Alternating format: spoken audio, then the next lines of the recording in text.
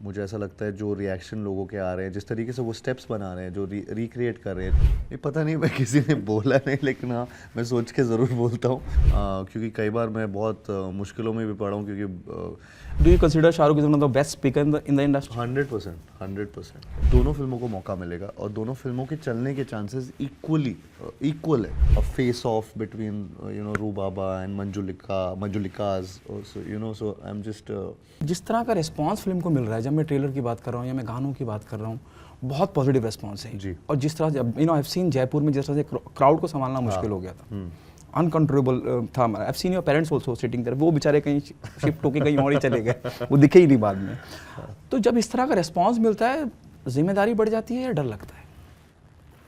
Mixture होता है दोनों चीज़ों का. आई थिंक मुझे ऐसा लगता है कि रिस्पॉन्सिबिलिटी तो है ही, बट एक नर्वस एनर्जी भी रहती है कि अब ये फिल्म ऑफ कोर्स 10 दिन बचे हैं, इससे एक्सपेक्टेशंस इतनी ज़्यादा है. और ऑल्सो अभी जैसे जैसे मैं इंटरव्यूज़ कर रहा हूँ तो मैं रियलाइज़ कर रहा हूँ कि भूल भुलैया 2 के टाइम हमारे ऊपर इतनी एक्सपेक्टेशंस थी नहीं, एंड उस टाइम आई थिंक हर्डल्स अलग थे, लेकिन 3 के टाइम इतनी एक्सपेक्टेशंस आ चुकी हैं, also with the kind of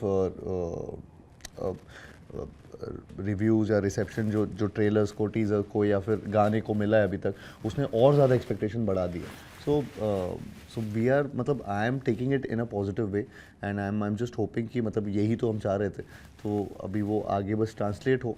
once audience just they should just go and get entertain. I think वो इम्पोर्टेंट है. जैसे आपने जिक्र किया, जब मैं भूल भुलैया 2 की बात करता हूँ, तब भी अलग अलग तरह के नज़रिए थे, अलग अलग तरह के ओपिनियन थे लोगों के, लेकिन उस पूरे नज़रिए को बदल दिया जब फिल्म बाहर आई और मंजुलिका तो ब्रांड था ही, रू बाबा ब्रांड बन गया.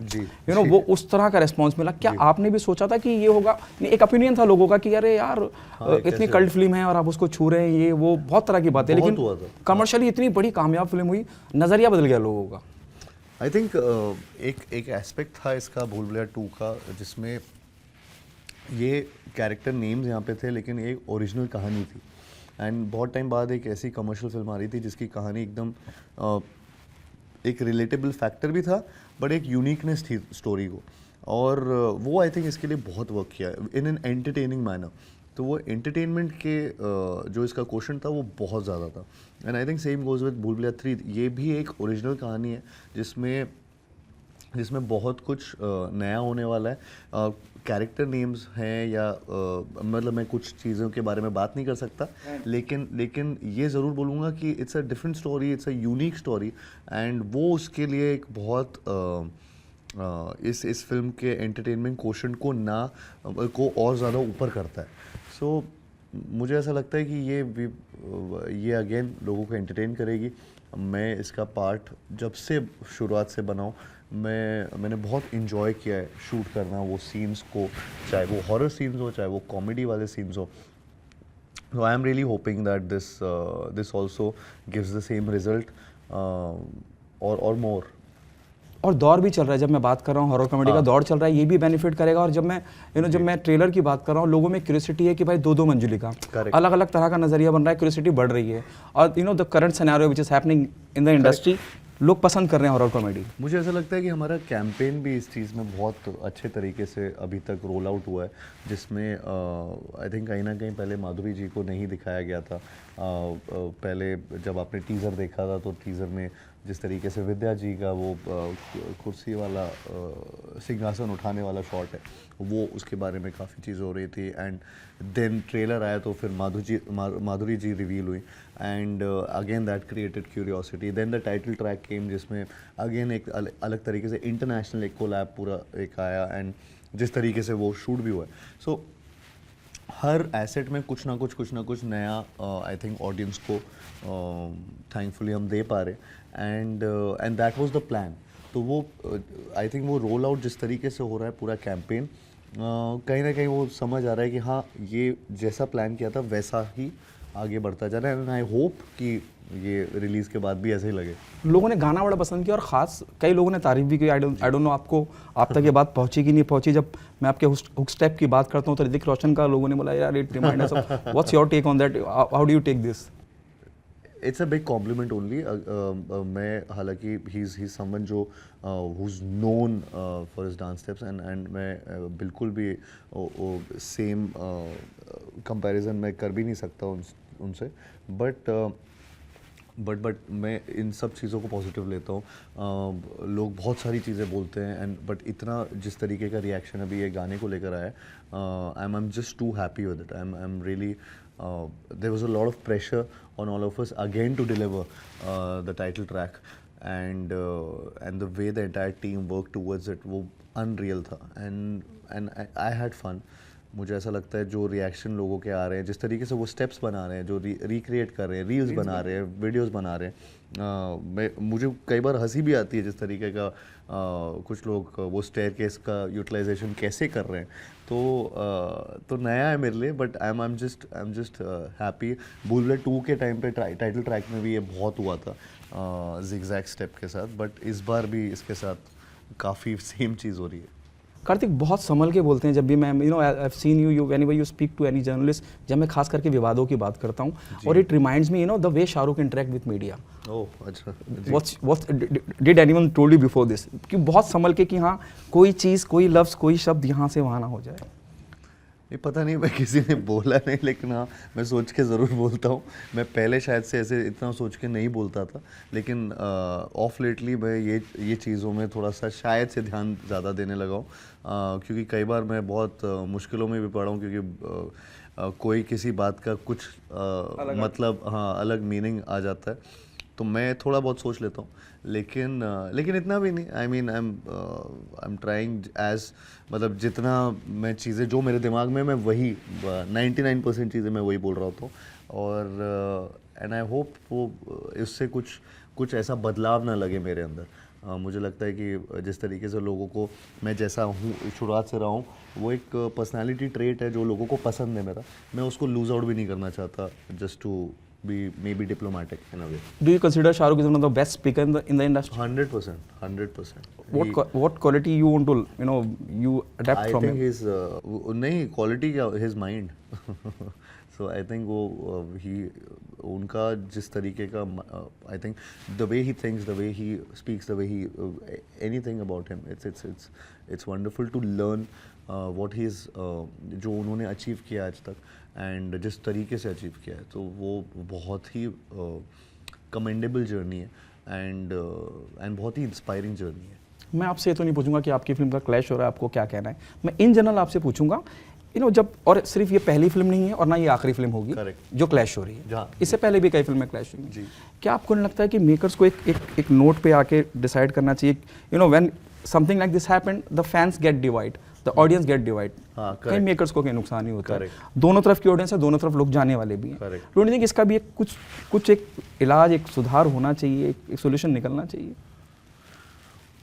आई थिंक मुझे ऐसा लगता है कि ये अनफॉर्चुनेटली अगर वैसे देखा जाए तो ये किसी की गलती नहीं है यहाँ। मुझे ऐसा लगता है कि हम बहुत पहले से अनाउंस करके रखे थे फिल्म को, सो हमारी हर चीज़ इसके अराउंड हो रही थी। जैसा मैंने उनकी फिल्म के बारे में देखा, उनका पूरा फिल्म ही it's around that subject, so मुझे ऐसा लगता है कि वो ऐसा सिचुएशन ऐसा बन गया, तो उसमें कोई किसी को कुछ बोल ही नहीं सकता है। तो अब अगर कोई कुछ बोल सकता तो अलग बात होती। तो आई थिंक बट फॉर्चुनेटली ये डेट इतना बड़ा है कि दोनों फिल्मों को मौका मिलेगा और दोनों फिल्मों के चलने के चांसेस इक्वल है। उसमें कुछ आई थिंक ऐसा नहीं होगा कि किसी ने एक फिल्म देख लिया तो दूसरी फिल्म देखेगा ही नहीं इंसान। वो ये भी देख सकते हैं, ये भी देख सकते हैं, ऐसा ज़रूरी नहीं है कि लोग एक ही फिल्म देख रहे होंगे। तो मुझे ऐसा लगता है कि ये एक ऐसी सिचुएशन बन गई है जिसका कोई सोल्यूशन था नहीं, and now we are in it, but we can all of us can just hope that दोनों फिल्में चलें। कार्तिक, अब तक का आपका सफ़र इंडस्ट्री में, जब आपने शुरुआत की थी और अब तक जिस मकाम पे आप पहुँचे हैं, और जो आपके साथ जो आपके जिस लोगों ने आपके साथ चालू करियर की शुरुआत की थी, विद ऑल ड्यू रिस्पेक्ट, वो कहीं नहीं है, लेकिन आप कहीं हैं, इस मकाम पे हैं कि इतनी बड़ी फिल्म के सामने you the solo hero with Vidya Balan ji and Madhuri ji and all. ये जो जर्नी रही है, whom do you give the credit to, जहाँ तक आप पहुँचे हैं?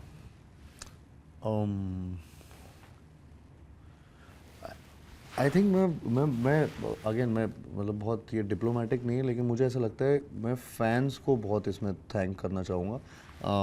मुझे ऐसा लगता है कि from my first film itself जिस तरीके से मेरे को एक लॉयल ऑडियंस मिली, जो मेरे तक पहुंचा भी देती थी चीज़ें किसी ना किसी तरीके से, वो फैंस कि आपको ये करना चाहिए, आपको ये नहीं करना चाहिए, आप you know they create stuff, they messages भेजते हैं या फिर कुछ ना कुछ वीडियोस बनाते हैं। मुझे लगता है मैं हमेशा ये चीज़ कई बार बोलता भी हूँ कि I am because of my fans, and मुझे आज तक शुरुआत से लेकर अभी तक मुझे कभी भी उन्होंने लोनली फील नहीं होने दिया, बिकॉज मुझे हमेशा लगता रहा कि मेरे साथ कुछ लोग जुड़े हुए हैं और वो मेरे फैंस हैं, and I can't thank them enough, so it's like an extended family for me. तो मेरी पूरी जर्नी मुझे लगता है मैं उनके लिए बोलना चाहूँगा कि वो उनको मैं थैंक करना चाहूँगा। जब हम फैंस की हम बात कर रहे हैं, और जिस तरह से जब मैं भूल भुलैया 3 की बात कर रहा हूँ, उसका ट्रेलर हो, उसके बाद गाना हो, क्या आपने ये बात नोटिस करी, बहुत बहुत ना के बराबर नेगेटिविटी रही है सोशल मीडिया का, जिस तरह से दखल है और जिस तरह से लोग छोटी बात को सुई की नोक की तरह भी अगर उन्हें कुछ लगता है ट्रोल करते हैं, एक बड़ी पॉजिटिविटी रही। Have you notice this? मैं मतलब क्या होता है कि हर चीज़ में अभी आप 100% सबको खुश नहीं कर सकते, तो कुछ ना कुछ तो रहेगा, तो you have to go by the judgement कि ये अप्रॉक्सीमेट ये टिल्ट किस साइड हो रहा है, ये पॉजिटिविटी की साइड ज़्यादा टिल्ट हो रहा है या नेगेटिविटी की side. And with a film as big as Bhool Bhulaiyaa 3, I think इसमें बहुत लोगों की नज़रें हैं, तो उसका बहुत कट टू कट चीज़ें होती हैं जिसमें ये परसेंटेज कभी भी इधर जाने के चांसेस हो सकते हैं, लेकिन thankfully we notice that there is a trend, there is a positive trend, there is a positive trend towards the even the interest rate of watching this film. There are different statistics, और max हो गया या कोई भी चीज़ हो गया, it's showing that there is a great buzz, there's a great appeal for the audience, and there's lots and lots of positivity towards people wanting to watch this after the assets जो आए हैं, especially the trailer and the songs. So I think ये एक like all of us are happy about it, and I hope it continues, because now we are in the final stages of the campaign, and we're like just 10 days before the release right now. I feel that आप बस theatre में आइए और entertain होना। Last 2 questions.